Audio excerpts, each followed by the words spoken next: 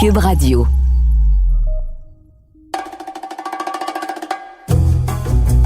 Richard, je trouve ça toujours un peu intimidant quand on fait une entrevue avec un intervieweur. Tu sais, comme là, on reçoit Stéphane Bureau, qui a interviewé, Nancy Houston, Jean Dormesson, Simone Veil. Puis là, nous, on va interviewer ce gars-là qui a interviewé les plus grands esprits de ce monde. Mais imagine-toi, c'est quelqu'un... ça intimidant. On va interviewer les gens qui ont interviewé l'intervieweur. Dans le Reader's Digest, avant, il y avait une rubrique qui s'appelle « La personne la plus fascinante que j'ai rencontrée ». Ah ouais? OK, oui. Et lui serait là-dedans. Je suis convaincu, il pourrait être là-dedans. C'est une personne très bizarre. C'est une drôle de bibite. Drôle de bibite. Il a fondé sa propre entreprise à 14 ans. Il est parti de chez lui à 14 ans pour vivre en appartement. Son père est un militant communiste qui a laissé sa job. Il était avocat pour travailler en usine. Ils ont déménagé d'Outremont dans un taudis quasiment. Il a interviewé les plus grands intellectuels de notre époque. Il est devenu lecteur de nouvelles. Et il a interviewé des humoristes. Tu sais, je veux dire, c'est quelqu'un qui a fait en parallèle une carrière dans le journalisme et vraiment plus dans le variété, à faire des grandes entrevues avec des humoristes pour juste pour rire, des galas et tout. Mais c'est quelqu'un qui est à la fois Monsieur Cravate et Monsieur Nez de Clown. Tu sais, c'est quand même de cohabiter comme ça dans la même personne. Et ben toi, tu l'as connu à une certaine époque. Moi, on s'est fréquenté. Je suis allé souper chez lui. Je crois qu'il est venu souper chez moi. Et ça fait très longtemps de ça. Et il y avait rien chez lui. C'était totalement dénudé. Et il me disait, les objets, toutes ses possessions doivent entrer dans 2 valises pour qu'il puisse sacrer le camp rapidement. En 1 heure pour qu'il puisse partir. J'ai dit, quoi, t'es recherché par la FBI, la CIA, c'est quoi exactement? Non, lui, il aime ça. Si demain, il prend la décision de changer sa vie, de déménager, de changer de job, paf, il le fait comme ça. Mais c'est tout à fait comme nous, on vit dans la sobriété et tout ça. Mais tu sais, juste le fait que ce gars-là fasse sa vie maintenant en Arizona et que, tu sais, à chaque fois qu'on le rencontre, il est toujours super bronzé, puis c'est pas parce qu'il est allé au salon de bronzage, c'est parce que là où il vit en Arizona, tu mets le pied dehors, puis t'es brûlé au 3e degré quasiment. OK, le gars, il dit, je dois pouvoir partir en 1 heure si je le veux. Ouais. Puis là, il est réfugié en Arizona. Il y a quelque chose. D'après moi, il fait partie d'un culte, une secte, quelque chose comme ça. Peut-être. Mais c'est un être fascinant parce que, bon, pour préparer l'émission d'aujourd'hui, le balado d'aujourd'hui, j'ai lu plein d'entrevues, en fait, les quelques entrevues en profondeur qu'il a données au fil des ans. Et il y a un mot qui revient tout le temps, c'est la liberté. Puis quand tu regardes, en effet, le gars qui, donc, est pas marié, qui a vraiment changé de job à des moments cruciaux où, tu sais, au lieu de s'installer dans une petite routine, il partait. Le fait que tu dises, en effet, le gars a 2 valises prêtes à partir n'importe quand, c'est comme si la liberté, c'était la valeur qu'il place au-dessus de tout. Puis ça, je trouve ça assez intéressant de savoir si, en effet, aujourd'hui, à l'âge qu'il a, il considère qu'il est suffisamment libre. Je trouve que c'est une belle valeur à placer au centre de ta vie. Et il revient à TVA après avoir quitté TVA pour Radio-Canada. Il revient, bien sûr, parce qu'il va animer une émission de débat. On va en parler certainement.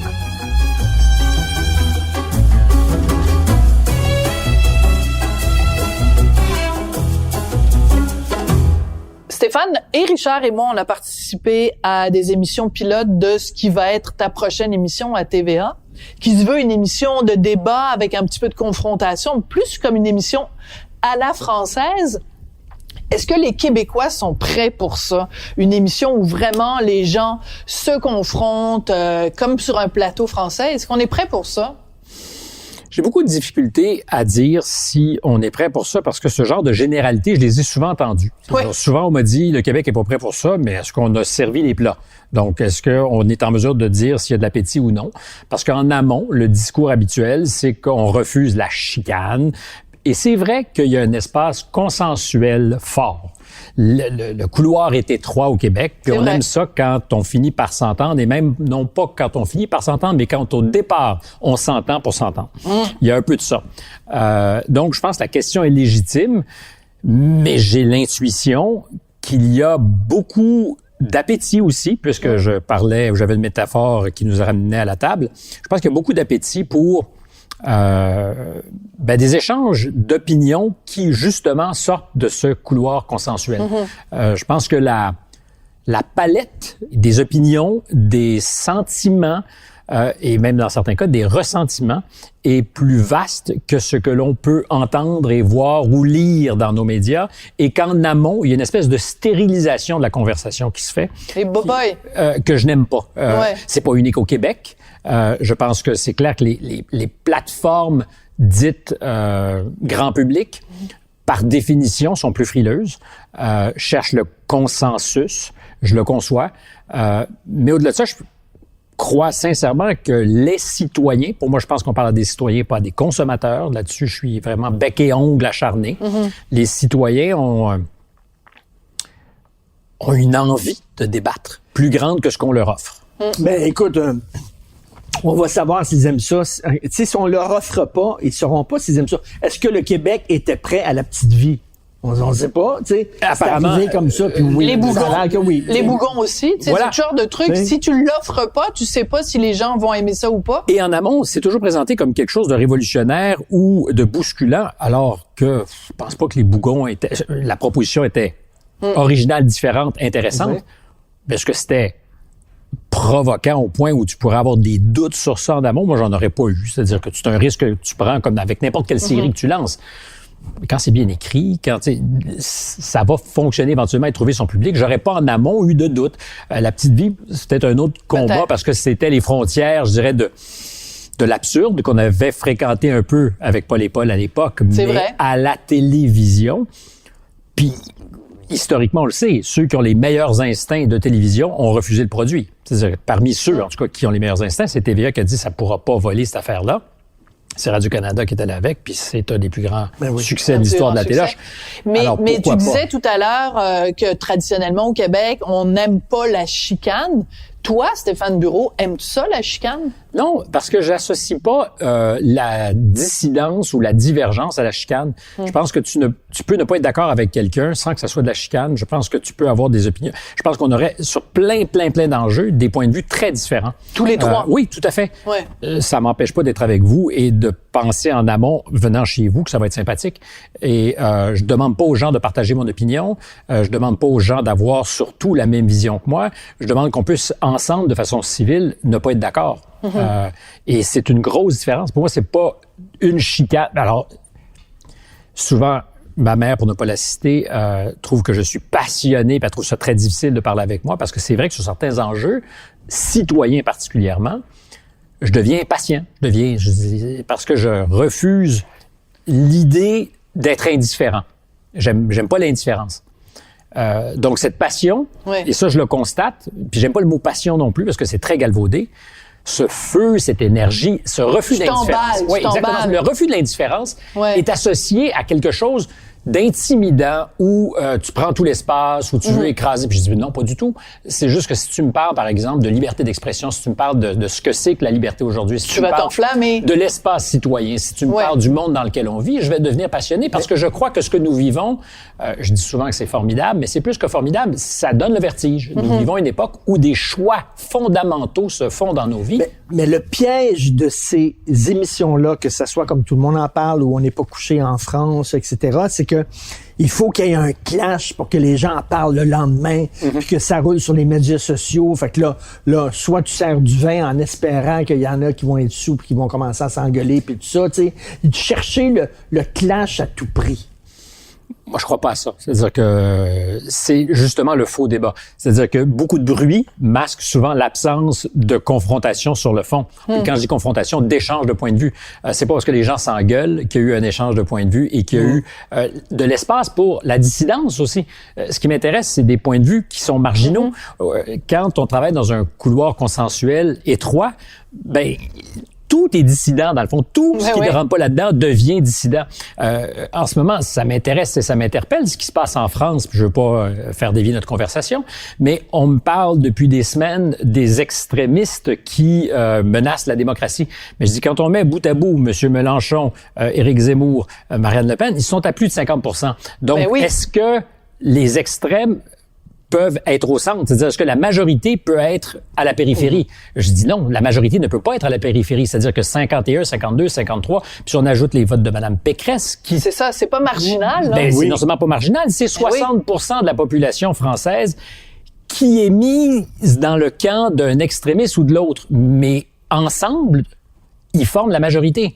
Alors, est-ce que ce sont des extrémistes ou est-ce que ce sont les gens du centre qui sont aujourd'hui à la périphérie, les extrémistes? J'en sais strictement rien. Mais tu donnes l'exemple français, mais on pourrait aussi parler de l'exemple québécois. Tu sais, je veux dire, il y a des gens qui votent pour le Parti conservateur, mettons, d'Éric Duhaime, mais c'est pas tous des coucous. Il y a peut-être des coucous là, mais c'est très facile de tasser des opinions qui sont peut-être légitimes en disant ben ça correspond pas au consensus, donc c'est des extrémistes puis c'est des tatas. Sans faire de la sémantique, une opinion n'a pas être peut-être légitime. Elle est légitime pour la personne qui porte cette opinion. Après ça, on peut être en dissidence totale avec ça.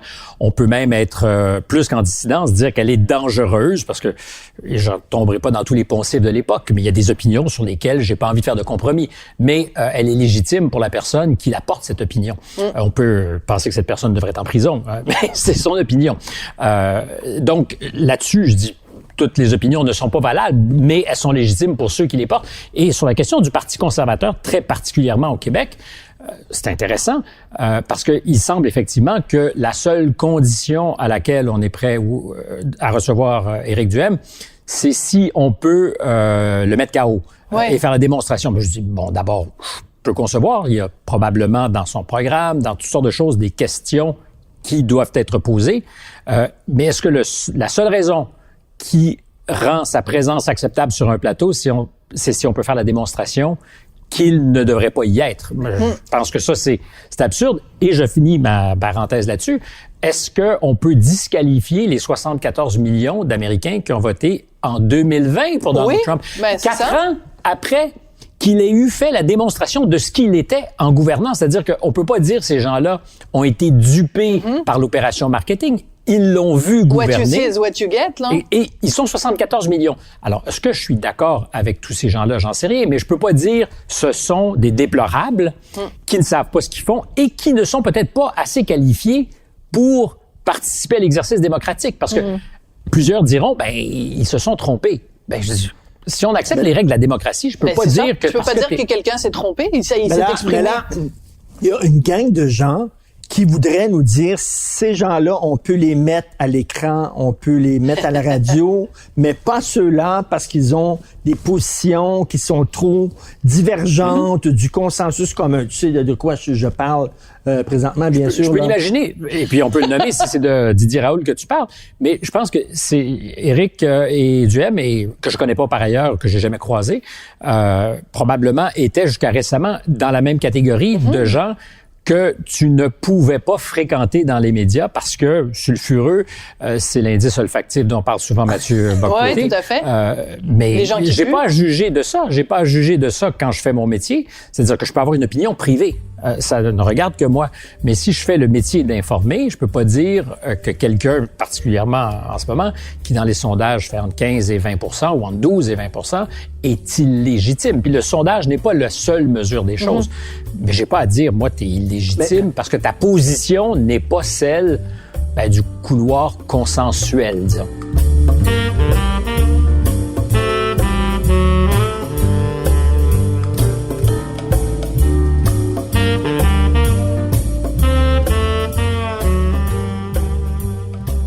Il faut qu'on en parle quand même de ce qui s'est passé avec Didier Raoult, parce que c'est ça qui a mené à ce fameux blâme de l'Ombudsman de Radio-Canada. C'est ça qui a mené aussi à un moment donné où tu as eu cette phrase célèbre que moi j'adore. Je laisse à d'autres le soin de ramper et de demander pardon. Il y a plein de gens qui peut-être te connaissaient pas ou qui avaient pas idée quel genre de caractère t'avais, qui t'ont découvert avec cette déclaration-là. Il y a comme un avant puis un après Raoult dans ta carrière quand même. En fait, c'est un combat que je ne cherchais pas. C'est-à-dire qu'à partir du moment où quelqu'un jette son gant devant toi et te dis je peux te transpercer, il y a un combat. C'est-à-dire que l'ombudsman a fait le sien de combat. Il m'a convoqué et j'ai décidé que je ne resterais pas sans voix et que j'allais répondre parce que je ne suis pas d'accord avec le processus ou je n'étais pas d'accord avec le processus et j'étais surtout pas d'accord avec le résultat. Et comme je l'ai dit aussi avant de dire ce que tu viens de citer, c'était pas parce que j'avais été piqué dans ma vanité. Ça joue tout le temps. On est tous, on veut être exemplaire, on aimerait être aimé de tous, mais ça avait peu à faire avec ça parce que je crois que c'est possible de pas être d'accord avec moi. Non seulement je crois, c'est évident qu'on peut ne pas être d'accord avec moi. On peut avoir des opinions différentes. On peut même critiquer sévèrement mon travail. J'accepte ça. Je le fais d'ailleurs et je le faisais à l'antenne. D'écouter, de lire des messages d'auditeurs qui te corrigent, disent t'as erré ou t'as fait une erreur de fait. J'accepte ça parfaitement. Dans ce cas-là, je pense qu'il y avait un précédent dangereux. Donc, je n'étais pas d'accord sur le fond et sur la forme. Un précédent dangereux qui est celui que on doit donner à certains personnages une espèce d'encadrement éditorial sans quoi il est impossible de les entendre. Ça me semble totalement fou.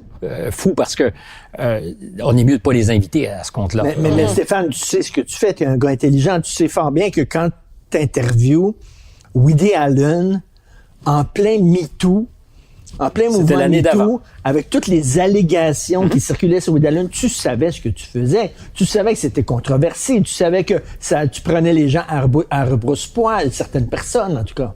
D'abord, je pense que quand on fait notre métier, il est nécessaire d'accepter. L'idée de provoquer pour provoquer n'est d'aucun intérêt. C'est-à-dire que je comprends la mécanique et je pense que j'aurais pu l'appliquer plus tôt dans ma vie à ce moment-là si j'avais pensé que c'est un gage de succès ou d'audience.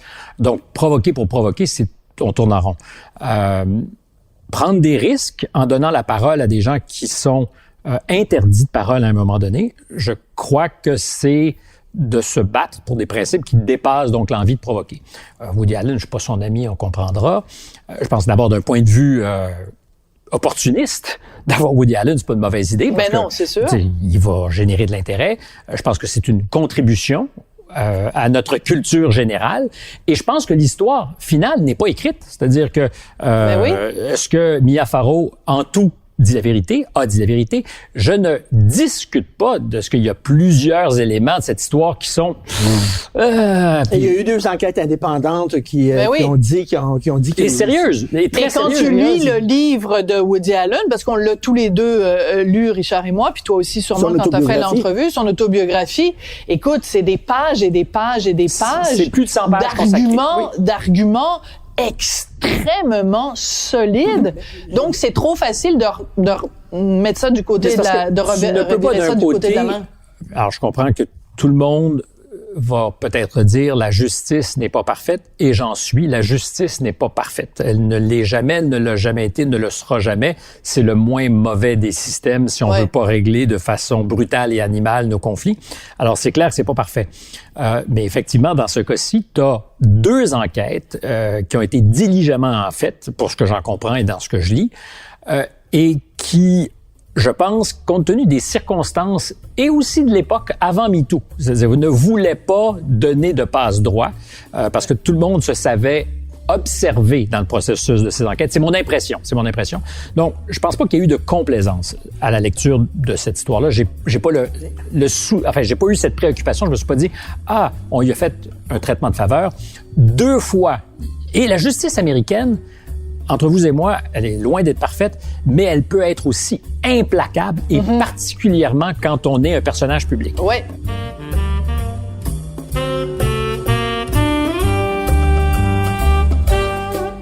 Je te pose 2 questions. Oui. OK, 2 invités. Je te demande si je les interviewerais, ces gens-là, au micro. Roman Polanski, qui a plaidé coupable, qui a été reconnu coupable du viol d'une jeune fille de 13 ans. Il avait drogué, sodomisé, tout ça. Et Gabriel Matineff. Est-ce que les 2, tu les interviewerais? Est-ce que tu es capable de séparer l'artiste de l'homme, l'œuvre de l'homme? L'éternel débat sur ce qu'il faut lire ou pas Céline. Tu sais, enfin, moi, j'ai réglé pas Céline Dion, l'autre, là. Oui, Louis Ferdinand, qui chantait apparemment bien, mais qui s'est distingué pour autre chose. Il chantait Voyage au bout de la nuit, puis c'était magnifique. Il chantait Lily Marlène, en tout cas, ça, c'est sûr et certain. Un antisémite notoire. Oui, et c'est comme si on se sentait obligé, d'ailleurs, toujours de le souligner. Antisémite notoire, il n'y a aucun doute, et sa correspondance en témoigne. Puis s'il fallait... Puis encore une fois, il n'y a pas de circonstances atténuantes pour être épais ou... Sinon, que l'un n'empêche pas l'autre. C'est-à-dire que le Voyage au bout de la nuit ou Voyage au bout de la nuit est probablement une des lectures les plus déterminantes dans ma vie. Je la regrette moi aussi. C'est un roman qui est l'intelligence, la sensibilité qu'il faut avoir pour écrire ça. Appelle, chez le personnage, le principal intéressé, apparemment des contradictions, parce qu'il était une chose et une autre, mais un être de grande sensibilité. Alors, je ne regrette pas de l'avoir lu et de l'avoir relu, et je souhaite pas, et je ne souhaiterais dans aucun cas de figure que ces romans, et que tout de son œuvre soit interdit, parce que les contradictions font partie de l'équation. Et je pense pas que tu risques grand-chose à exposer des gens au pire de Louis-Ferdinand Céline, parce que si t'es intelligent, t'es capable de dire, non, c'est irrecevable quand il a écrit ça. Je pense qu'on n'a pas à choisir en amont ce qui est acceptable ou pas. Et je vais répondre à ta question, mais les lois Guessot en France, par exemple, ont criminalisé toute dissidence sur la solution finale, sur la Shoah. Alors, évidemment, si tu dis je suis contre, je suis d'abord, ça regarde toujours mal. Je suis contre cette criminalisation, parce que je pense pas que tu gagnes à interdire des conversations. Jamais, jamais. Robert Badinter, ex-garde des Sceaux, qui je pense est au-dessus de tout soupçon, compte tenu de son histoire familiale, était aussi sur le principe opposé à ce qu'on interdise de débattre de certaines choses. Parce qu'à partir du moment où tu cadenasses des conversations, tu fais monter la température, ça bout. Et c'est pire. Et il y a un plaisir quasi pornographique pour ceux qui aiment se gargariser de toutes ces thèses ou qui sont des racistes finis. Il y a un plaisir à faire ça, comment dirais-je, en dépit des autres, envers et contre tous, sachant que c'est illégal, c'est encore mieux. Non, mais regardez, on m'interdit de parole, donc j'ai raison. J'ai raison, c'est exactement. Voilà. Il y a une preuve en plus, c'est que je dois être sur quelque chose, je dois avoir un filon. Et on répond à un argument par un autre argument, pas en fermant la gueule de quelqu'un. Jamais. En arrivant avec un autre argument. La preuve, c'est même qu'ils viennent de rééditer Mein Kampf d'Adolf Hitler, mais une version où tu as justement des exégètes, etc., des gens qui analysent, qui le remettent en contexte. Mais donc, pour revenir à la question de Richard, Polanski et Matzneff. D'abord, pour ceux qui savent pas qui est Gabriel Matzneff, c'est ce pédophile. Est-ce qu'il était sulfureux, j'en sais rien. Grand écrivain. Moi, tu vois, j'ai aucune sensibilité. J'ai essayé, puis ça m'a pas branché du tout. Pas de curiosité. Donc déjà, au départ, j'en aurais pas eu. Polanski, pour moi, est un cas de figure différent. D'abord parce que je suis sensible à ce qu'il a fait au cinéma. Je pense que c'est pas en tout, mais ça a été un grand réalisateur par moment. Est-ce que c'est une licence préférée, moi? Je regarde ses films, mais si je le voyais dans un café à Paris, t'aurais le goût de j'irais pas lui serrer la main. Non, moi non plus, mais j'irais pas lui serrer la main, mais tu n'irais pas lui foutre une claque non plus. Non, mais j'adore ses films. Et c'est une histoire fucking compliquée aussi. C'est-à-dire que je dis pas qu'il y a des circonstances atténuantes à ce qu'il a fait, parce qu'il a reconnu qu'il a fait ce qu'il a fait, mais il a fui la justice américaine parce qu'il s'est aussi retrouvé je rentrerai pas dans les détails, vous devez connaître mieux que moi cette histoire, mais dans une espèce de traquenard où il était un peu piégé parce qu'il avait négocié avec la justice, parce qu'il s'apprêtait donc à... Et un juge qui voulait se faire un nom en se payant Polanski. Il pourrait être ombudsman. Mais donc... OK! La Switch est ta bitch? Non, pas du tout. Non, mais je pense que si on a à revenir là-dessus, d'abord, je ne connais pas l'ombudsman. La Switch était pas à bitch, mais je demeure convaincu, et c'est peut-être une vanité, auquel cas, puis je demande à être corrigé, mais je pense que en début de mandat, il y avait une volonté de s'empailler une tête. Donc il voulait avoir sur son tableau de chasse la tête avec les... C'est terriblement prétentieux, parce que peut-être que je ne suis pas intéressant et que je ne vaux pas ce détour, mais la manière avec laquelle les choses ont été faites me donne à penser qu'il y avait un peu de ça. Et comme c'est pas son passé de journaliste qui l'a fait passer à l'histoire, je me dis peut-être que c'était autre chose. Et c'est possible. C'est pas illégitime. Mais je pense pas que ça a été fait de manière exemplaire. Je veux pas détourner notre conversation. Non, mais en fait, ça reste dans la même conversation. C'est-à-dire que ce soit dans le cas de Didier Raoult, où on dit, ces gens-là sont tellement sulfureux, sont tellement dangereux, leurs idées sont tellement dérangeantes qu'il ne faut pas leur parler. C'est la même chose que la question que Richard te posait pour Polanski ou pour Matzneff. C'est-à-dire qu'il y a quelqu'un quelque part qui décide que il y a des gens à qui on peut poser des questions. C'est ça. Mais qui décide ça? J'en ai aucune idée. Je sais pas où est le tribunal qui arbitre ces décisions. Mais on perd les pédales parce que, encore une fois, Didier Raoult, j'ai aucune affection particulière pour lui. Je suis poigné pour souvent le défendre. J'ai pas envie de le défendre. C'est un grand garçon capable de faire ça. Je défends mon choix de l'avoir interviewé. Oui, puis tu défends un principe. Le principe de pouvoir faire entendre des voix. Et elle n'était pas banale dans le débat, la sienne. Et je dis on perd les pédales parce que jusqu'à tout récemment, il était quand même à la tête d'un des instituts de pointe en épidémiologie. C'était un des spécialistes les plus cités, les plus publiés. Alors, ça se peut que quelqu'un perde les pédales et qu'il devienne atteint de cette espèce de délire des grandeurs. Quoi, je pense qu'il l'a toujours eu. Faut voir de quelle famille il vient. Mais tu sais, Légion d'honneur, le président de la République, au pire de la crise de la COVID en avril 2020, qui s'est fendu d'un détour médiatisé parce qu'après qu'il eut claqué la porte du conseil scientifique, j'oublie le nom, Didier Raoult, Emmanuel Macron était orphelin de quelqu'un qui avait beaucoup d'impact dans la discussion publique. Et Sophie, pendant la pandémie, t'interviewais Amir Kadir, qui est médecin. Et qui est allé chez lui, d'ailleurs. Et qui se référait... qui avait beaucoup d'estime pour Didier Raoult. Donc, mais c'est très particulier. Mais est-ce que ça nous prend le témoignage d'un médecin ici, Amir Kadir, pour avoir le droit de le fréquenter? Mais le pire de tout ça, Stéphane, c'est que on a des amis en France, des amis journalistes en France, quand ils ont su que tu avais été blâmé pour ça, qui ont dit, voyons donc, qui ont fait la liste. Même, je pense que Christian Rioux a fait la liste de tous les gens, les journalistes en France qui ont fait des entrevues. Ça va de Pujadas à Pauline, là. Je veux dire, ils ont tous voulu s'asseoir avec Raoult. Les détracteurs de cette entrevue, je veux pas penser que ce sont des détracteurs personnels, mais André Noël et d'autres journalistes patentés chez nous diraient, c'est pas le personnage, c'est la manière avec laquelle l'entrevue a été faite, c'était complaisant. Alors, c'est possible, ça peut très bien. Moi, j'ai fait un choix que j'ai expliqué, pour l'avoir beaucoup entendu, de ne pas m'escrimer avec lui pendant 20 minutes parce que Raoult aimait ce genre d'échange où finalement il te dit tu comprends rien, t'es un journaliste. Très condescendant. Absolument. Et je crois que si tu interviews quelqu'un, c'est pour lui donner dans de pareilles circonstances un maximum de glace pour qu'on puisse l'entendre. Peut-être ne pas être d'accord, pour qu'il se révèle, pour apprendre un maximum de choses, mais l'idée de le contrer partout devient, de mon point de vue, j'accepte que cette position-là puisse être contestée, mais c'était délibéré, c'était un choix totalement en amont pour non seulement accepter, c'était mon plan de match, c'était de dire, je me ferai pour moi un capital pour avoir dit à Didier Raoult pendant 30 minutes, vous êtes un bluffeur, vous êtes ci, vous êtes ça. Ça va tourner à l'autre boudin. Je préférais qu'on l'entende et qu'ils disent des choses qui peuvent générer des réactions adverses, qui peuvent faire... Mais au moins, on l'entend. Exactement.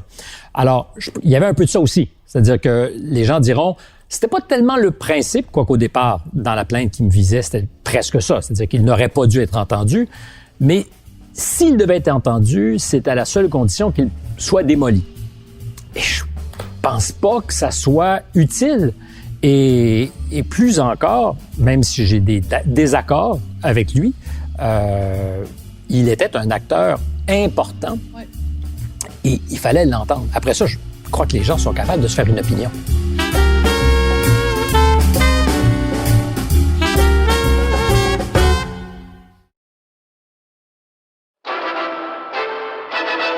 Gilles Villeneuve ne peut éviter le bolide de Jochen Mass. Sa Ferrari s'envole littéralement. Il y a 40 ans, mon pilote préféré mourait dans un terrible accident de Formule 1. Je suis Julien Amado, journaliste automobile pour le Guide de l'Auto, et je suis fasciné par l'histoire de Gilles Villeneuve. Je me suis toujours demandé comment un petit gars de Berthierville a réussi à forcer son destin pour se rendre jusqu'au sommet de la Formule 1. Et pourquoi, aujourd'hui encore, il demeure une légende pour le monde de la F1. Sur 67 Grands Prix, il y a eu 67 histoires de Villeneuve. Alors j'ai voulu parler à ses amis, ses collègues, pour comprendre l'homme derrière la légende. Je me lance donc à la poursuite de Gilles Villeneuve. La série est disponible dans la section balado de l'application et sur le site de Cube Radio ou sur toutes les autres plateformes de balado. Le balado à la poursuite de Gilles Villeneuve est en nomination en tant que meilleure série balado au Canadian Online Publishing Awards 2022.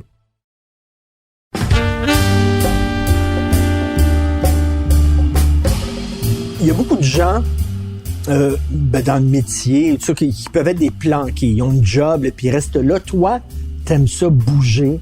T'as pas eu peur de quitter une job alors que ça allait super bien ou de te faire un peu tasser comme à Radio-Canada. Ça t'a pas démoli, absolument pas. Mais c'est pas de la vanité. J'ai pas été tassé. Vraiment, d'aucune manière. Et je l'ai pas senti. Et ça serait de ne pas rendre justice à Radio-Canada parce qu'ils ont été...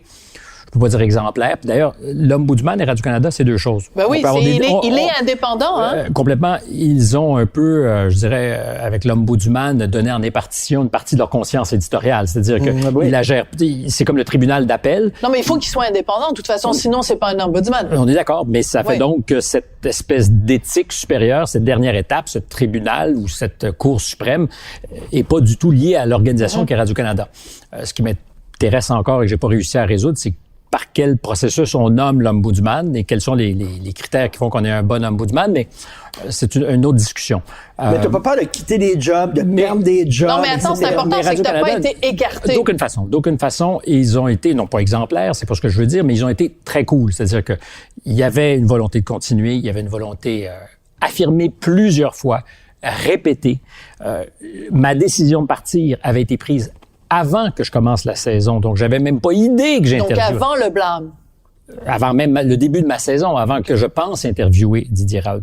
Et c'est chronologiquement vrai. Il y a aucun doute. J'avais déjà dit à Radio-Canada, je pense qu'on va arrêter là pour plein d'autres raisons. Parce qu'effectivement, notre époque étant formidable, et que le couloir consensuel étant étroit, il y a des choses où je réalisais que j'étais pas utile parce que j'avais envie de parler d'affaires qui étaient pas nécessairement les bienvenues ou facilement accouchables à Radio-Canada. Et le droit de gestion leur appartient. C'est-à-dire que j'ai jamais... Est-ce que tu déplores Radio-Canada comme plusieurs autres organismes, par exemple comme l'ONF, on parle beaucoup de diversité dans inclusion. Les minorités sexuelles, raciales, tout ça. Mais tu dis, oui, mais la diversité d'opinion est comme le parent pauvre. On est d'accord, mais j'ai eu des conversations, effectivement, sur ces sujets-là. La diversité de points de vue, d'opinion. C'est une diversité aussi qui est importante. Fondamentale.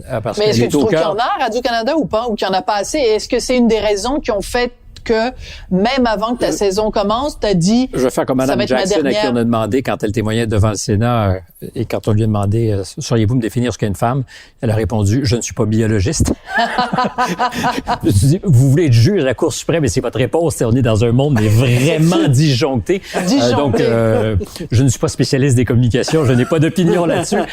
Je crois que c'est un réel enjeu. C'est un réel enjeu qui est senti par beaucoup des auditeurs de Radio-Canada, des spectateurs de Radio-Canada. C'est certainement une partie du courrier que je recevais. Est-ce qu'ils en sont conscients? Je ne le sais pas. Mais comme je l'ai dit, c'est important. J'ai jamais été maltraité. J'ai jamais été frustré. On a eu des différends et c'est normal. J'en aurai certainement avec mon employeur québécois. Vous en avez sans doute eu, j'imagine. Ça fait partie de la dynamique dans l'univers qui est le nôtre. C'est très rare qu'on soit tout le temps sur la même longueur d'onde. À répétition, il y avait effectivement un enjeu quant à moi. Es-tu une forte tête? J'aime à penser que non. C'est-à-dire que je trouve que je suis plutôt facile. Mais le problème, c'est que les choses ont tellement changé depuis 20 ans et là, on est dans depuis la nostalgie. 20 ans ou depuis 5 ans, 3 ans? Mais il y a eu une accélération. Il y a une accélération. Et donc, tu es hérétique. Moi, j'ai jamais pensé pouvoir incarner quelque chose de radical. Tu sais, je me considérais ennuyant comme un pain tranché. Vraiment. Et j'en tirais pas de fierté particulière, mais j'aimais mon métier parce que tu pouvais être justement non complaisant, mais en même temps sympathique avec les gens qui le méritent, poser toutes les questions, il n'y avait pas de mauvaises questions. Et très rapidement, il y a cette horrible gaine qui est l'autocensure. Et là, tout le monde se met à réfléchir à ce qu'il y a des mots, des questions, et je ne crois pas qu'il y ait des mots, il y a des mots et des questions qui sont inutiles si c'est pour blesser ou provoquer. Ça sert à rien. Mais quand on veut aller... Ça dépend du contexte. Oui. Faut mettre le mot dans le contexte. Oui, exactement. Mais c'est ça. Si ton objectif, c'est d'écœurer quelqu'un, ta question est inutile parce que j'ai pas envie de ça dans ma vie. Tu me poses la question, est-ce que tu es une tête dure? J'ai jamais vraiment voulu inviter quelqu'un pour l'écœurer. Et j'ai été très bien récompensé, par exemple, par un Gémeaux, avec une entrevue avec Jean-Marie Le Pen, où j'avais respecté tous les codes, c'est-à-dire que j'ai été implacable, j'ai été sournois, sournois n'est pas le bon mot, mais j'ai été un peu sneaky. Ratoureux. Et j'ai appuyé sur tous les boutons qui faisaient que, justement, le personnage sulfureux était acceptable parce que je le tournais un peu en ridicule et tout ça. Si tant est que ça soit vrai, parce que je pense que Jean-Marie Le Pen se balançait bien de moi. Mais j'avais fait la bonne affaire, puis je la regrette pas, cette entrevue. Je la regrette pas, mais j'ai certainement pas, puis, alors j'espère, non seulement j'espère, mais je suis convaincu que ça va se retourner contre moi de dire ça, j'ai pas pris le temps de mettre 30 secondes dans sa peau, puis d'essayer de comprendre quand je suis allé le voir pour poser de meilleures questions et peut-être beaucoup plus efficaces que cette opposition au premier degré où j'ai su avoir les sourires à bonne place. Alors je la regrette pas, elle était bonne. Et il ne m'était pas particulièrement sympathique. Mais tu ne peux pas avoir eu l'impact qu'il a eu sur la politique française sans toucher à des cordes sensibles profondes. Et donc plus jeune, j'avais 80 ans, j'allais dire c'était en 98 ou en 99, donc j'avais 30 quelques années. Je crois que ma vanité a fait que j'ai choisi de faire une entrevue qui me ferait bien paraître. Ça, c'est intéressant. Et je le regrette parce que j'aurais voulu m'exposer à plus de risques en étant plus ouvert pour qu'il se révèle davantage. Donc, si tu faisais aujourd'hui une entrevue avec sa fille, Marine Le Pen, tu ferais pas du tout la même entrevue que tu as faite avec le père parce que 20 ans plus tard, parce que l'expérience et aussi parce que l'époque l'exige. Tu peux pas confronter quelqu'un de la même façon en 2022 que tu la confrontes en 1998. Et plus encore, même si, même s'il fallait que parmi les 42% d'électeurs français, je n'en trouve aucun avec qui je voudrais dîner un jour. 42% qui ont voté pour elle. Ouais. Même s'il fallait donc que 100% de tous ces électeurs soient des gens avec qui je ne veuille pas manger. Qui suis-je pour dire que ces voix-là sont illégitimes? Donc, si je l'interviewe, je peux pas avoir pour seul objectif de l'atomiser et donc de laisser comprendre à tous que elle est fréquentable à mon émission parce que je ne suis pas dupe de ce qu'elle est et que je l'ai contrée. Et au passage, je dis 42% de ces électeurs sont donc tous des tarés. Et je ne crois pas ça. Elle est le fait, elle est le marqueur d'une société comme Trump l'a été, comme Orban l'est, puisqu'on parle de ces leaders d'extrême droite, de droite, parce que déjà extrême... Populiste. Oui, populiste. Oui, populiste. Mais je veux juste revenir parce que tout à l'heure, j'ai voulu dire quelque chose et je veux pas que ça reste dans les limbes de la radio. Tu disais que ce qu'on a reproché finalement à ton entrevue avec Didier Raoult, c'est pas seulement le fait de l'avoir fait, mais d'avoir fait ce que certains ont interprété comme une certaine complaisance. Ça me fait un peu rire parce que quand j'écoute Radio-Canada, j'entends énormément d'entrevues complaisantes et ces gens-là n'ont pas de blâme de l'Ombudsman. Mais c'est une évidence et c'est pas qu'à Radio-Canada, c'est-à-dire qu'il y a des sujets pour lesquels on peut être non seulement complaisant, on peut être complice du porteur du message. Et il n'y a aucune sanction. Voilà. C'est tout à fait non seulement toléré, c'est encouragé. Et avec d'autres, c'est là où je reviens à l'appareil. Oui, je l'apprécie, mais Moi, je me suis pas senti malmené ou je me suis pas senti maltraité. J'étais pas d'accord avec l'exercice. Je me suis prononcé là-dessus. Et d'ailleurs, parce que tu as commencé par citer les derniers mots de ce que j'ai dit, à rebours, je sais pas à qui je m'adressais, c'est-à-dire que mes patronnes ont pensé que je parlais d'elles, parce que la réponse officielle de la direction avait été qu'ils encaissaient, je pense, avec humilité les commentaires de l'Ombudsman, et on avait discuté de la chose la veille. Moi, j'avais dit, je pense pas que c'est la bonne ligne, mais ça ne me regarde pas, encore une fois, c'est le droit de gestion. Puis finalement, je parlais pas à mes patronnes, et je comprends qu'elles se soient senties montrées du doigt. C'était pas tellement ça, comme tous ceux qui se sont excusés de choses qu'ils ne se reprochaient pas à eux-mêmes. Et c'est arrivé beaucoup depuis quelques années. J'ai beaucoup vu de gens qui se sont transformés en sous-tapis devant la déferlante qui est très angoissante, qui est le mob. Wendy Mesley s'est excusée alors qu'elle aurait pas dû. Mais pourquoi? Elle avait cité Nègre blanc d'Amérique et puis pour expliquer quelque chose dans une réunion de travail et elle a perdu sa job ancienne et elle s'est journaliste excusée. Vedette de CBC, exemplaire, grande star, mais vraiment grande star, journaliste au formidable parcours, une carriériste remarquable. Elle a tout fait impeccablement et qui est comme broyer un destin qui était la fierté de CBC pendant des années. Elle était l'incarnation de ce que l'antenne faisait de mieux, était broyée. Mais ce qui me dégoûte, avant de passer aux questions piquantes, ce qui me dégoûte, c'est que les gens en autorité, qui pendant des années te disent « Hey, bravo, on est derrière toi » et tout ça, dès qu'il y a un petit peu de pression de quelques personnes, te laissent tomber. Et je dis pas ça de toi, là. Je dis ça en général. Ces gens-là, Wendy Mesley, puis ça, ils se sont fait laisser tomber, abandonnés par des gens avec un petit peu de pression. Je pense que de ce point de vue-là, on est mieux chez nous. C'est-à-dire, je pense que je ne pense pas, je n'imagine pas que ce qui est arrivé à Wendy Mesley sera arrivé à Radio-Canada. C'est mon... À Radio-Canada, oui. Je ne pense pas que la direction aurait agi de cette façon-là. C'est mon intuition, c'est ma compréhension des choses. Je pense sincèrement que le Kool-Aid a été beaucoup plus abondamment Ah oui, bu. au Canada anglais, c'est pire. Et je ne crois pas que ça serait arrivé. Okay. Je peux pas le savoir. Puis, mais c'est juste que c'est pas unique au monde de la radio, de la télévision, c'est vrai partout, vous le savez. On l'a vu à l'Université d'Ottawa, on le voit dans plein d'autres endroits, donc c'est sûr. Mais ça fait pas. C'était le début de notre conversation. Quand j'ai dit « je deviens passionné, je deviens enflammé », parce que ce n'est pas virtuel. Quand on me dit « Ah oui, l'idée d'être annulé, déplatformisé », je sais pas comment on dit en français, c'est un peu virtuel, il y a des problèmes plus...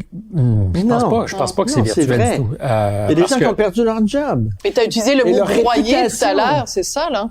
Mais tant et aussi longtemps qu'on pense que c'est à la frange, que c'est des anecdotes et qu'on continue à se nourrir de cette espèce d'idée que c'est peut-être une mode, ça va passer. Je dis, c'est très, très risqué parce que alors là, c'est plus le couloir consensuel, c'est vraiment l'espace pour penser qui se rétrécit.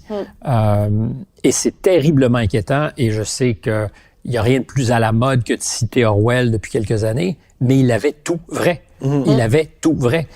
Quand il parlait de la double pensée, c'est-à-dire d'être capable de réconcilier deux idées contradictoires et d'accepter qu'elles ne le sont pas, que noir et blanc sont la même chose, on est dans une situation citoyenne dangereuse. On est menacé. Et le dire laisse toujours croire que tu es exalté, mais je préfère être exalté que d'être cuit.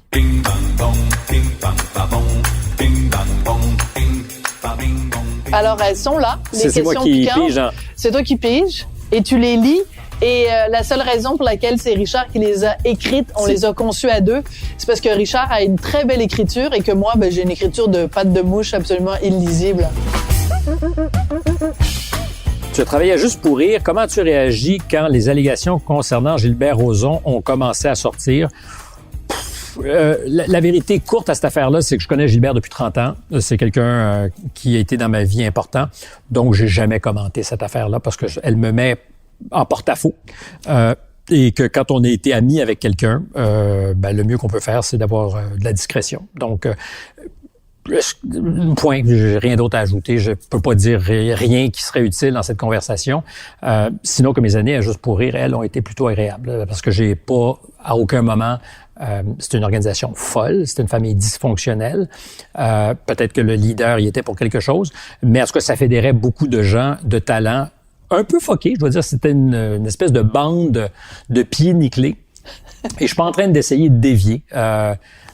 C'est une bande de pieds nickelés, puis j'y ai trouvé à un moment donné ma place. J'ai trouvé ma place parce que j'ai trouvé, c'est un fantasme d'évoluer dans cet univers-là, d'essayer d'autres grammaires, puis j'y étais bien jusqu'au jour où j'y étais plus bien, puis j'ai choisi de passer à autre chose.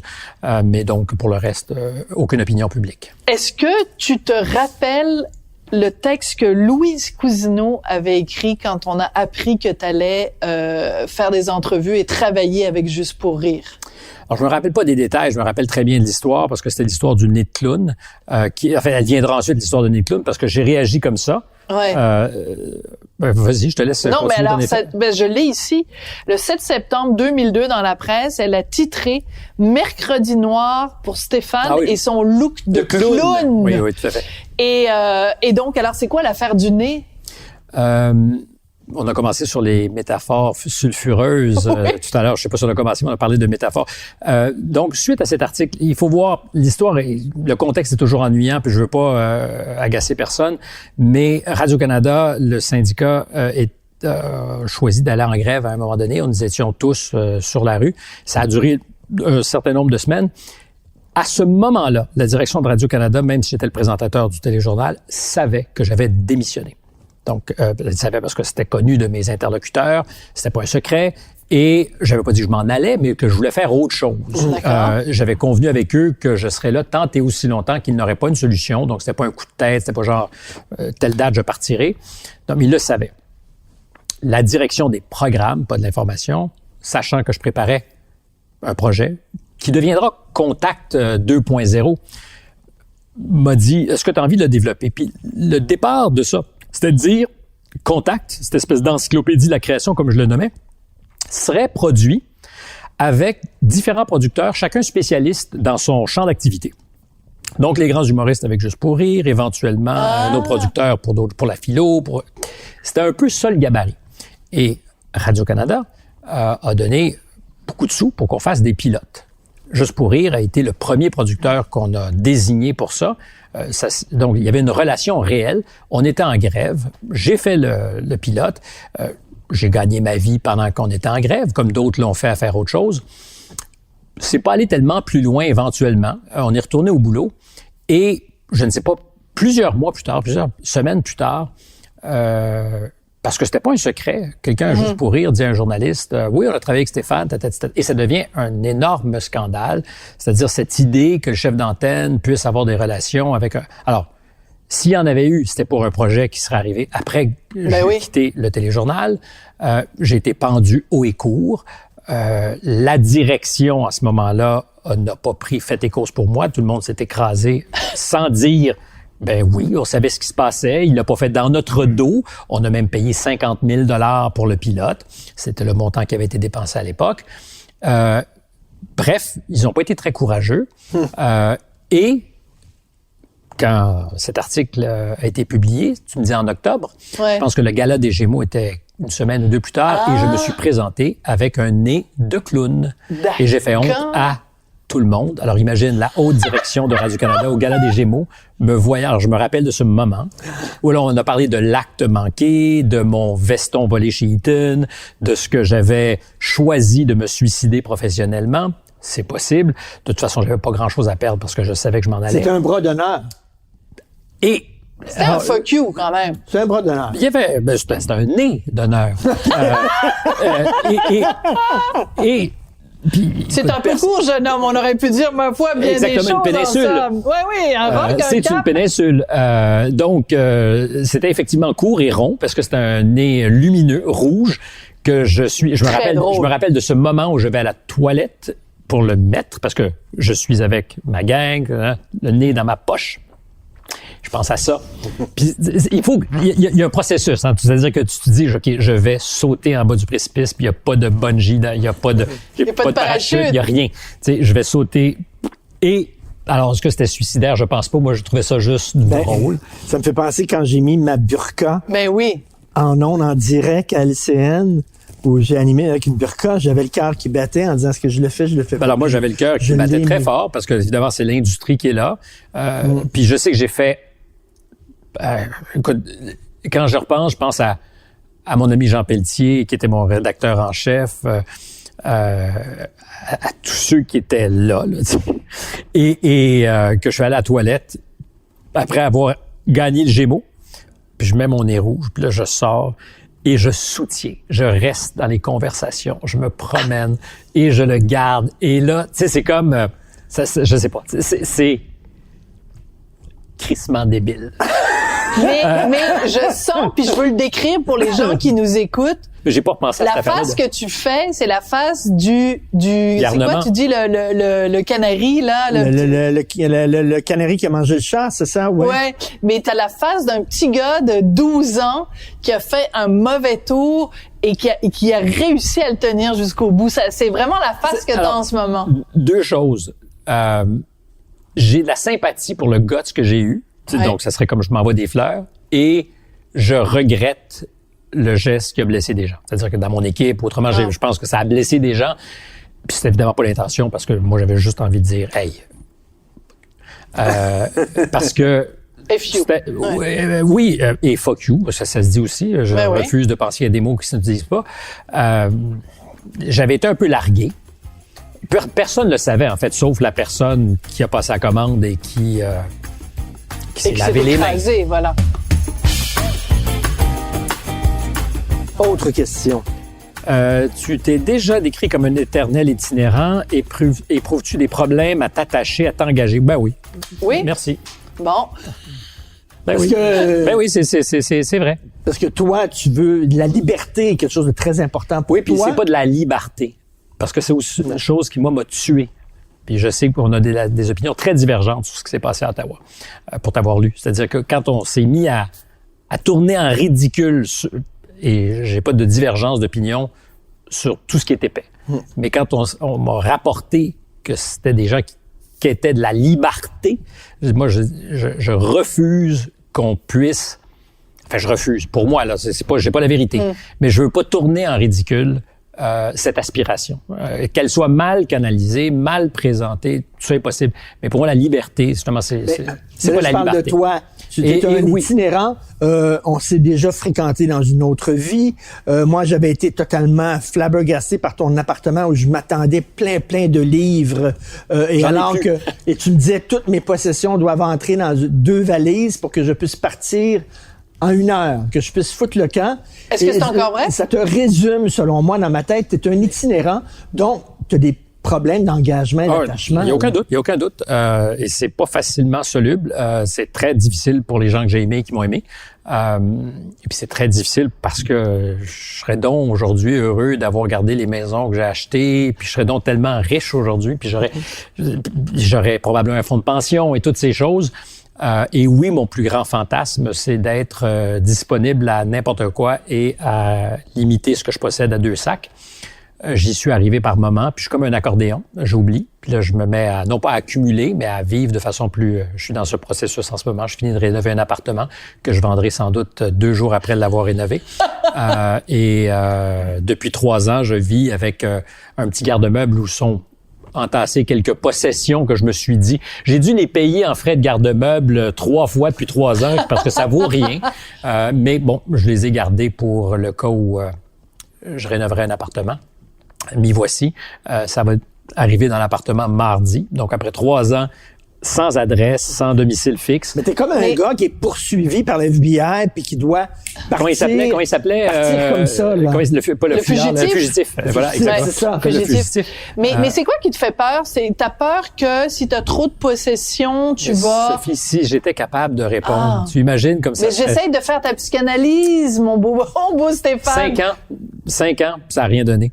Donc t'as fait une psychanalyse.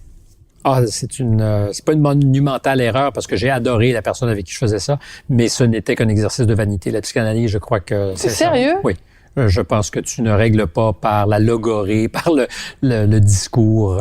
C'est un piège à vaniteux et j'étais présent pour être vaniteux. Mais est-ce que c'est vrai? Évidemment, tous les gens qui font une psychanalyse qui nous ont entendus ou qui m'entendront diront « mais t'es dans le champ complètement », mais moi j'ai eu l'impression sincèrement que c'était un piège de vanité. C'est comme ça que tu l'as vécu, mais est-ce que je me trompe ou à un moment donné, j'avais lu que tu avais fait commander comme une espèce de sondage ou une étude ou une enquête auprès des gens de ton entourage? Mais c'est un exercice qui se fait beaucoup dans le monde de l'entreprise, ce qu'on appelle un 360, pour déterminer ce que sont les archétypes pour un administrateur, de ton style de management, mettons. OK, tes forces et tes faiblesses. Exactement. Demande aux gens de te parler franchement, quelles sont tes forces et tes faiblesses pour mieux te connaître. C'est un questionnaire qui est soumis à des gens qui ont travaillé avec toi, mais tu n'es pas au fait de ce qu'ils vont dire.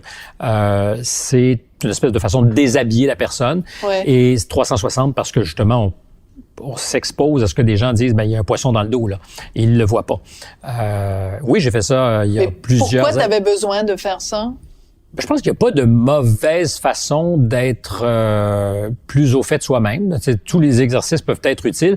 Et à bien des égards, en 3 jours à Chapel Hill, plus d'informations pertinentes que je n'en ai eu en 5 ans de psychanalyse. Et je répète que, parce que peut-être, je ne sais trop, il entendra un jour mon psychanalyste ce bout de... Je ne le désavoue pas, j'avais de l'admiration pour lui, mais je parle de moi, dans le fond, j'ai raté ce rendez-vous-là parce que je crois que quand on pense qu'on va par la parole solutionner le réel, moi, je suis arrivé à la conclusion que c'est une construction, la psychanalyse, à laquelle je n'adhère plus. J'ai aimé tout l'exercice, j'ai aimé m'intéresser à la théorie de la psychanalyse, j'ai trouvé, mais je pense que c'est farfelu. Je pense qu'on ne règle pas par la parole. On peut... Bon, mais faudrait l'annoncer à Woody Allen parce que je pense que ça fait 30 ans, 40 ans. Mais évidemment, mais regarde le résultat. Regarde le résultat. Et justement, ça devient un objet formidable pour alimenter une œuvre cinématographique. C'est un running gag formidable. Mais ça sert à rien. C'est pas ce que je dis. Je parle pour moi, ça n'a servi à rien. Et donc, la question que j'allais dire, c'est ça adresse l'issue.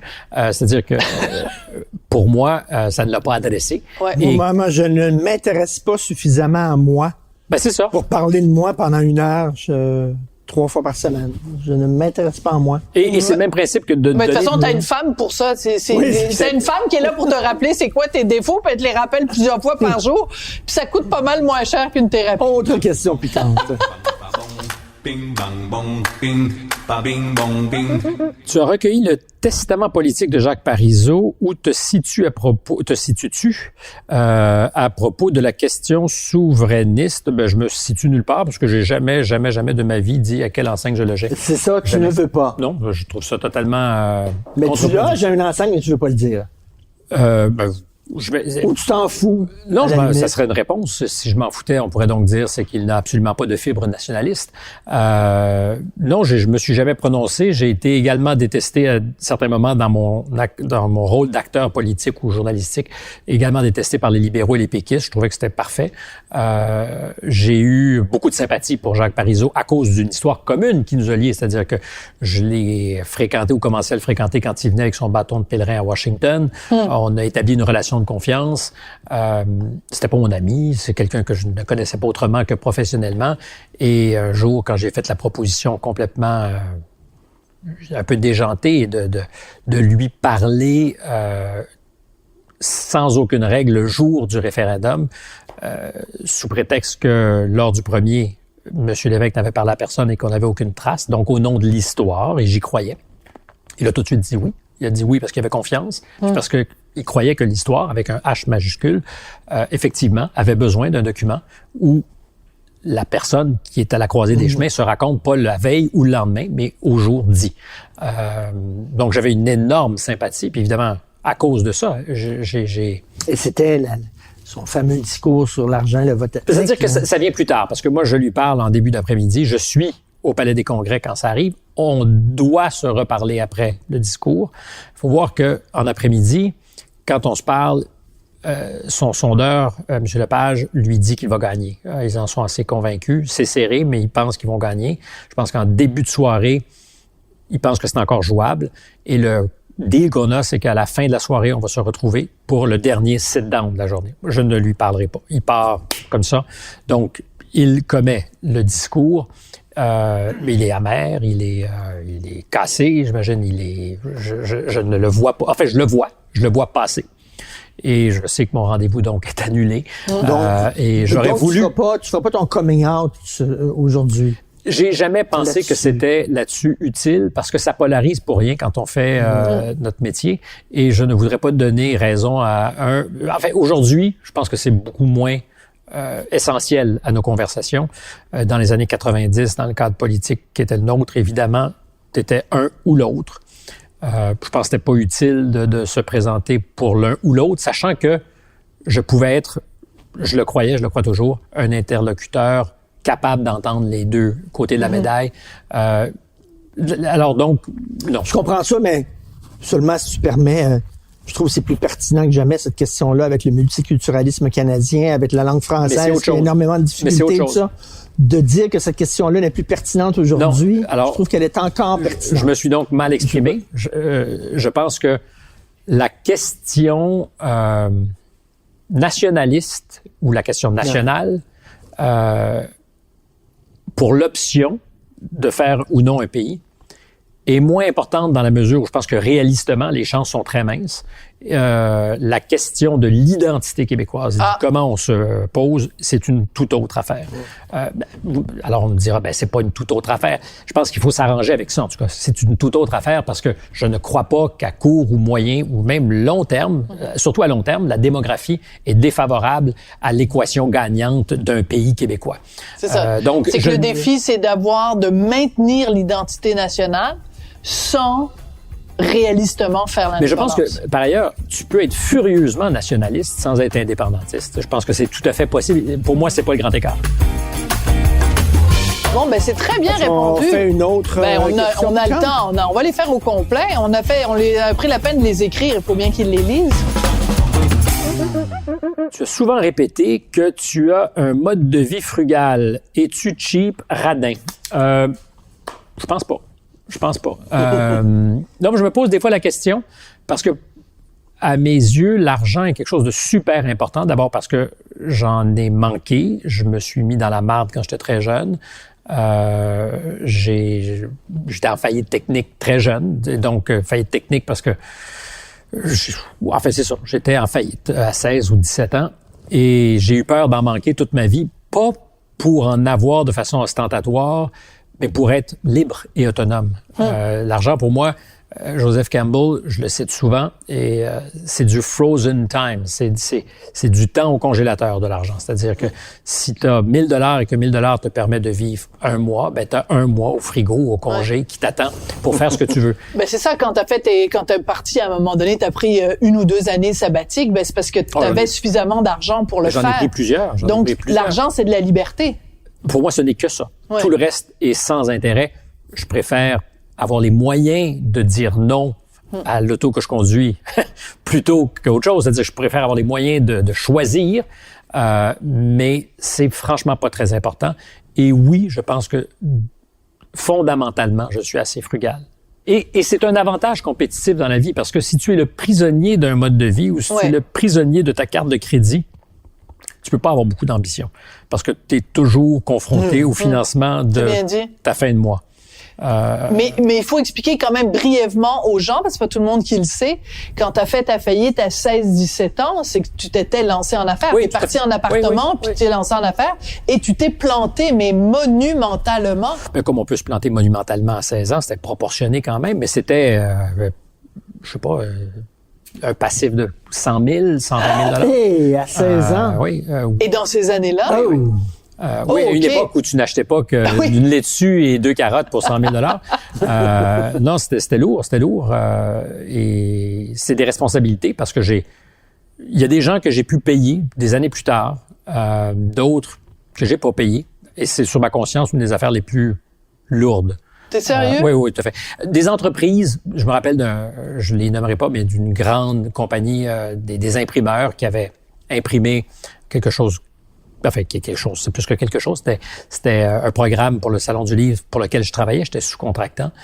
C'est triste, mais ils pouvaient absorber. C'est-à-dire que les 20 ou 30 000 $ que je leur devais parce qu'on a imprimé ce programme, c'est odieux. Je pense que il faut être capable d'honorer ses dettes et c'est une affaire d'honneur. C'est des individus qui ont travaillé, qui m'ont cru.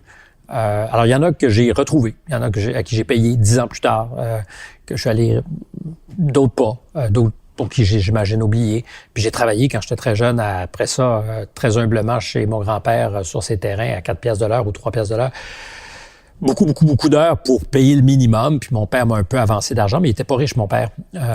Donc, on a payé un peu, mais c'est une blessure. Oui, narcissique profonde d'abord, parce que j'ai pas su être à la hauteur.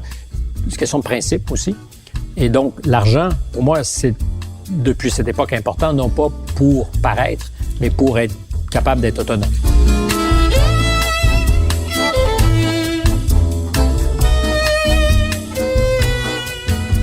Et la dernière question piquante? La réponse est oui.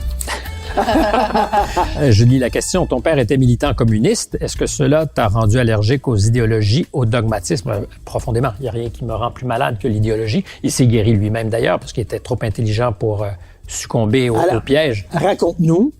Mon père était d'abord un avocat, professeur de droit, qui a fait son doctorat à Lyon en droit social, qui a fondé, j'en suis très fier, avec un peu de distance parce que je l'étais moins, probablement parce qu'on veut se faire en dépit de ce qui nous a précédés, mais qui a fondé la faculté des sciences juridiques, qui n'existe plus aujourd'hui exactement comme ça à l'UQAM, mais qui est la plus récente faculté de droit au Québec, ce qui est en soi un projet avec une ambition aussi pour cette faculté de droit différente des autres.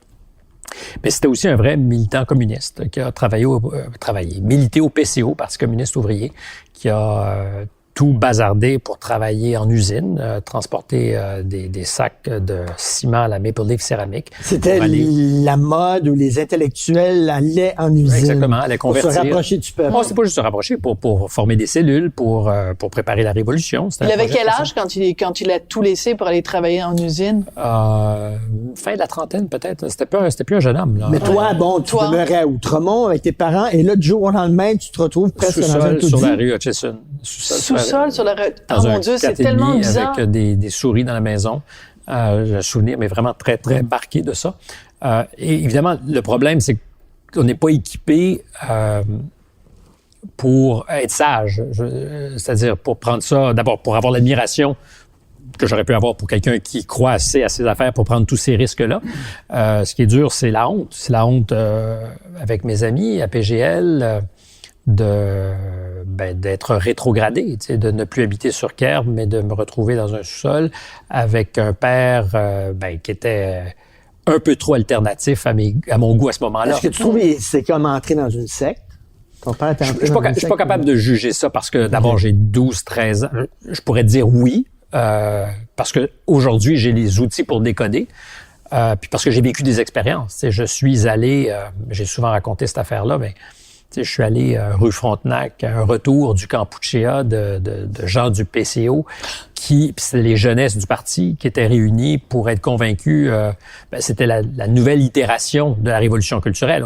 Après la révolution culturelle de Mao, on fait l'homme nouveau au Kampuchea démocratique, qui est le Cambodge pour les non-initiés, et où ils ont quand même, avec une certaine efficacité, il faut le reconnaître, exterminé le tiers de leur population en 2 ans. Ouais. C'est une des pires affaires de l'histoire du 20e siècle. Et il y avait des gens assez culottés pour revenir de là, essayer de convaincre des enfants que c'était comme un horizon lumineux. Et je suis sorti de j'ai été expulsé après avoir posé des questions dissidentes. Donc, mon destin de journaliste et avoir refusé d'adhérer, parce que tu parlais de secte, c'est très sectaire, j'ai été expulsé. J'étais très fier de l'être. Je me suis retrouvé rue Frontenac. C'était loin de mon environnement. J'étais assez jeune. Et c'est clair que c'était 1h30 avant que mon père vienne me chercher parce que le rendez-vous, c'était à la fin de la réunion, pas là. Et j'ai marché jusqu'à la maison. Je sais pas si peut-être qu'il était fier parce que dans le fond, je pense que lui aussi était un peu un dissident. J'ai jamais eu le temps où on a eu le prétexte d'en parler. Je sais pas s'il avait gardé un souvenir d'ailleurs de ça. Est-ce qu'il a eu honte? Est-ce qu'il a été montré du doigt par ses camarades parce que il avait un fils réactionnaire? J'étais très fier à ce moment-là d'être, de leur point de vue, réactionnaire. Réactionnaire. Oui. Mais c'est quand même très particulier. C'est le début d'une longue quête. Oui, d'une longue quête. Mais c'est très intéressant quand même parce que cette idée que tu avais connu une bourgeoisie et que là, tu l'as perdu pour un enfant à cet âge-là, en plus à l'adolescence où c'est très dur. Le regard des autres, ça doit être très humiliant. Pire, c'est la crainte du regard des autres. C'est-à-dire que tu veux tout faire pour masquer et c'est la crainte d'être mis au jour, découvert. Donc, t'invitais plus les amis à la maison? Du tout. J'ai toujours été un peu marginal, mais... T'en as pas voulu à ton père en disant « Pourquoi tu nous as fait vivre ça? » Non. En fait... tu nous as embarqué dans ton trip. Oui, mais c'est ça aussi une famille. C'est pas parfait. Il y a des enfants aussi qui embarquent leurs parents dans des méchants trips. Il y a des enfants difficiles, J'étais pas simple non plus. Je pense que tu choisis pas en famille. C'est un tout, ça vient comme ça. Et aujourd'hui, je dirais que je suis assez reconnaissant. Évidemment, je suis dans ma chair opposé justement à tout ce qui ressemble à un dérapage idéologique parce que ça mine le monde et ça mène aux pires affaires. C'est peut-être ça. C'est pour ça aussi qu'aujourd'hui, tu es allergique à ce dogmatisme-là. Évidemment. Parce que ça te rappelle ce dogmatisme. Tu sais, aujourd'hui, c'est être woke ou être... mais à l'époque, c'était être communiste. Tous les programmes pour faire l'homme meilleur j'ai beaucoup de difficultés parce que fondamentalement, l'historien américain, enfin, d'origine canadienne-française, mais américain, Will Durant, il m'a intéressé tôt par une chose. Il disait, l'histoire, c'est formidable. Il y a beaucoup de bonnes histoires dans l'histoire, mais fondamentalement, l'homme d'il y a 2500 ans et l'homme d'aujourd'hui, H majuscule, pour ceux qui nous écoutent, il est pas tellement différent. C'est-à-dire que on est à peu près guetté par les mêmes passions, on est à peu près guetté par les mêmes ambitions, les mêmes mécaniques. Il faut arrêter de vouloir l'homme parfait, il faut accepter l'homme tel qu'il est, inégal, imparfait. Parfois, il peut se promener avec un nez rouge, parfois, il peut avoir de la difficulté à s'attacher, mais c'est comme ça, l'homme est imparfait. Mais c'est surtout cette idée, ce projet de faire le H-homme majuscule ou de faire une humanité parfaite, je n'y crois pas. Et à chaque fois, ce sont des projets qui ont été tyranniques. Alors, dénonçons la tyrannie. Écoute, tu nous as commandé un gin tonic. J'espère que Richard l'a bien fait. Donc, on va trinquer avec ça qui reste de gin tonic. Merci. Et d'avoir partagé des petites saucisses des petites saucisses enveloppées de pâte, des cacahuètes et des gin tonic avec nous. Ça a été un grand plaisir, Stéphane. Partagé. Merci.